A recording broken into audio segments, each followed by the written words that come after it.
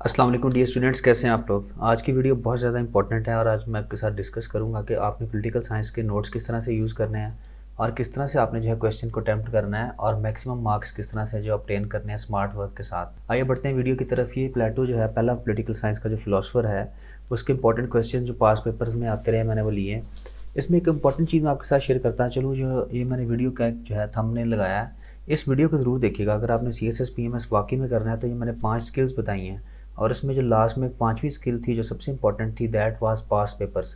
क्योंकि जब तक आप पास्ट पेपर्स को बॉदर नहीं करते तो मैं नहीं समझता कि आप पॉलिटिकल साइंस या किसी भी सब्जेक्ट में जो है मैक्सिमम नंबर जो है उनको ऑब्टेन कर सकते हैं। और एक और इंपॉर्टेंट चीज़, अगर आप इन क्वेश्चंस को देखेंगे तो इसमें आपको नज़र आएगा कि चंद क्वेश्चंस हैं, यानी 3 से 4 टॉपिक्स हैं, उसके बाद से जो दोबारा जो है वही टॉपिक्स रिपीट होना शुरू हो जाते हैं। अगर हम देखें इसमें तो थ्योरी ऑफ जस्टिस है, ये मैंने येलो रिफ्लेक्टर से जो हाईलाइट किया है। फिर इसके साथ जिसका हैंडलर उसने दिया इम्प्लीमेंटेड थ्रू इस एजुकेशन सिस्टम, यानी इन दोनों को मर्ज कर दिया उसने, यानी प्लेटो का जो एजुकेशन सिस्टम का क्वेश्चन है और थ्योरी ऑफ जस्टिस जो है इसको उसने मिला दिया। फिर प्लेटोस केमिनिज्म और उसके बाद जो है इट विल रिमेन इम्प्रैक्टिकेबल, ये इसका हैंडलर है कि इसकी जो केमिनिज्म को हमें डिस्कस करना और बताना है क्यों ये इम्प्रैक्टिकेबल आइडिया था। अब ये देखें, वो खुद ही जो है क्वेश्चन में आपसे पूछ रहा होता है, उसके साथ आपको जो है वो डायरेक्शन भी दे रहा होता है कि आपने क्वेश्चन को अटैम्प्ट किस तरह से करना है। इसी तरह से फिर नेक्स्ट क्वेश्चन है similarities differences in political ideas of Plato and Aristotle, और फिर थ्योरी ऑफ जस्टिस दोबारा से रिपीट हो गया। अब नेक्स्ट अगर आप देखेंगे तो मोस्टली जो क्वेश्चन है वो रिपीट होते रहेंगे। तो ये एक तरीक़ेकार है, इससे आपको जो है टाइमलाइन मिल जाती है। अब अगर हम बात करें तो सबसे पहले आपने करना है कि यार, इसके बाद मैं आपको बताता हूँ कि नोट्स आपने किस तरह से यूज़ करने हैं।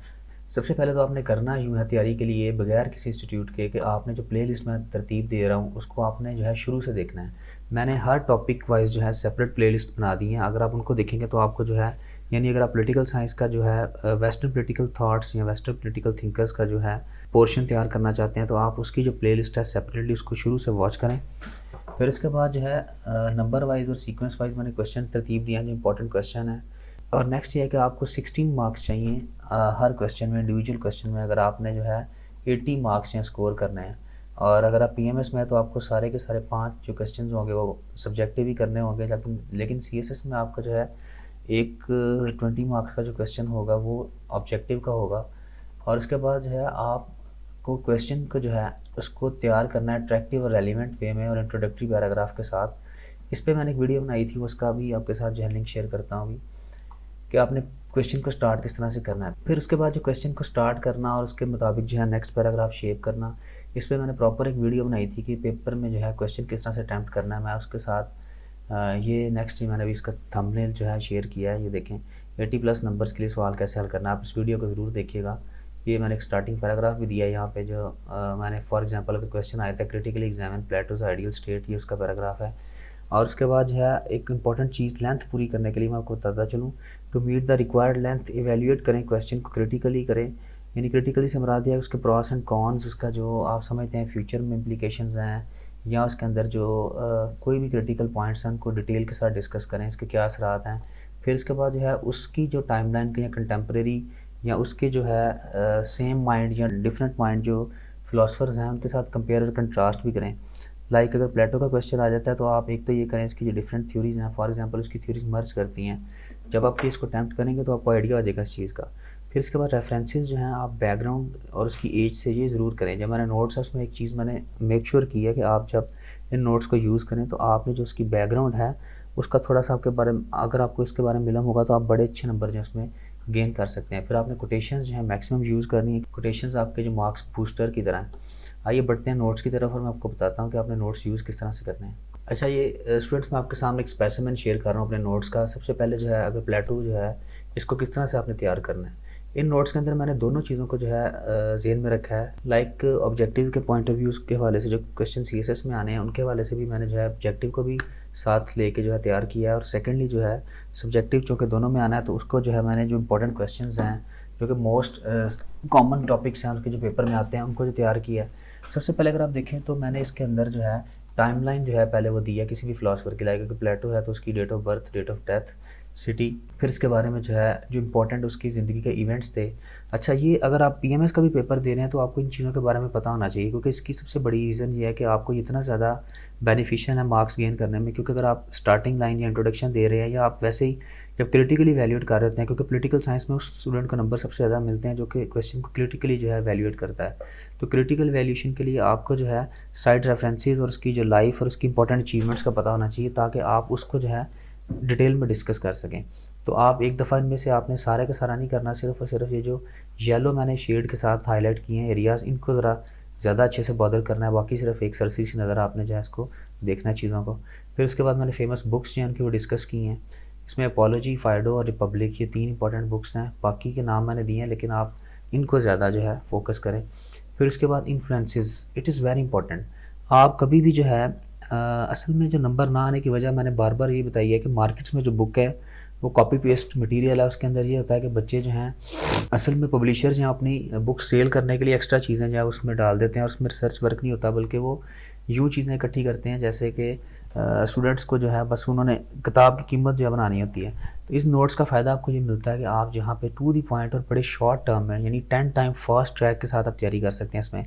लाइक अगर देखें आप बैकग्राउंड के बारे में, मैंने जो प्लेटो की इंपॉर्टेंट चीज़ें हैं, और ये बहुत इंपॉर्टेंट रेफरेंसेस भी हैं, क्योंकि ये रेफरेंसेस वो हैं जो कि प्लेटो की आपको थॉट और उसकी आइडियोलॉजी जो है शेप किस तरह से इसको समझने में मदद देंगे। लाइक मैंने यहाँ पे देखें पेलोपोनेशियन वॉर का जिक्र किया है, क्योंकि इसने इन्फ्लुएंस किया था प्लेटो की पॉलिटिकल फ़िलासफ़ी को। क्योंकि जब इसके अपने शहर एथेंस को जो है स्पार्टा के हाथों शिकस्त होती है, तो इस चीज़ को लेके इसने आइडियल स्टेट का जो कॉन्सेप्ट दिया है। अब बहुत से स्टूडेंट्स को इन चीज़ों का पता नहीं होता। जब आप इन ऑथेंटिक और सॉलिड रेफरेंसेस के साथ लिखेंगे तो आपकी क्रिटिकल वैल्यूएशन बहुत ज़्यादा स्ट्रॉन्ग हो जाएगी। फिर इसके बाद अगर हम चलते हैं आगे, ये इंपॉर्टेंट इन्फ्लुएंसेस हैं इसके ऊपर। सोक्रेटिस जो कि इसका टीचर था, पाइथागोरस, एनाक्सागोरस, फिर प्रोटैगोरस और सोफिस्ट्स, यानी मुख्तलिफ जो इसकी थीरीज थी इनको शेप करने में इन फिलोसफर्स का रोल था। तो आपकी यहाँ से लेंथ इन चीज़ों से बढ़ती है। हम समझ रहते हैं कि हमने लेंथ पूरी कहाँ से करनी है, तो जब तक हमें इन साइड रेफरेंसेस का नहीं पता होगा हम कभी भी जो नंबर एक्स्ट्रा नहीं ले सकते। फिर इसके बाद आएगा जनरल एस्टिमेट ऑफ इस फिलोसफी। ये जनरल उसकी जो थॉट्स थी, आइडियोलॉजी थी, उनके बारे में है। यहाँ पे मैंने कोटेशंस दी हैं। इंडिविजुअलिस्ट था वो, फर्स्ट फेमिनिस्ट था, इसके मेन फीचर्स हैं। सपोर्ट करता है वर्च्यू को, ये कोटेशंस भी साथ साथ हैं। इससे आपके नंबर जो हैं ये रेफरेंसेस के लिए हैं सारी। फिर फिलोसफी और philosopher Kings, class division and justice.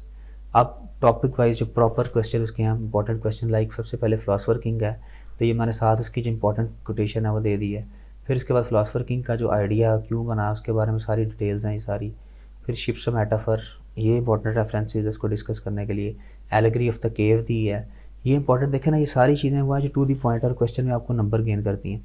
फिर उसके बाद आइडियल स्टेट का कॉन्सेप्ट आ जाता है कि आइडियल स्टेट क्या है।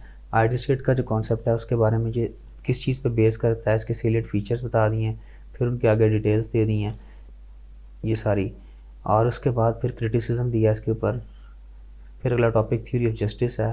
थ्योरी ऑफ जस्टिस का मैंने इसका बैकग्राउंड दिया, फिर उसको एक्सप्लेन किया है, और इसके साथ मैंने फिर उसको डायलॉग फॉर्म में भी दिया, रिप्रेजेंटेशन थ्रू डायलॉग्स। ये बड़ा इंपॉर्टेंट है क्योंकि इससे जो है बहुत स्टूडेंट्स को मिस कर देते हैं, लेकिन अगर आप इस रेफरेंसेस के साथ लिखेंगे तो आपका जो है मार्क्स डेफिनेटली जब बढ़ जाएंगे।